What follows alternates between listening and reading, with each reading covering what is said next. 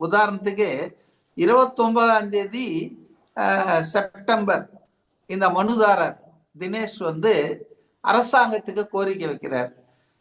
என்ன standard operating protocols வந்து உருவாக்கணும், political parties rallies procession road ஷோக்குன்னு சொல்லி. நல்ல விஷயம்தான்.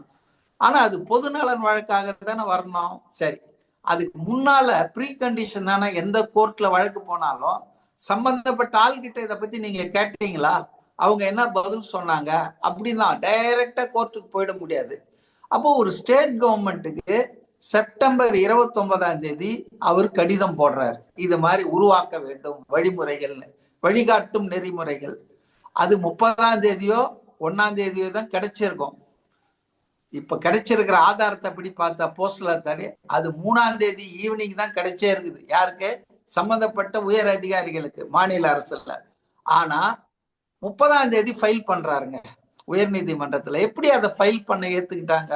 நம்பர் 1, இத ஃபைல் பண்ண ஏத்துக்கினதே ஒத்துக்கினதே தப்பு. ஏன்னா 1, 2 ஹாலிடேங்க. 1ஆம் தேதி ஆயுத பூஜை, 2ஆம் தேதி விஜயதசமி, 1, 2 ஹாலிடே. 3ஆம் தேதி விசாரணைக்கு வந்துடுச்சு, தீர்ப்பும் கொடுத்துட்டார் தனி நீதிபதி.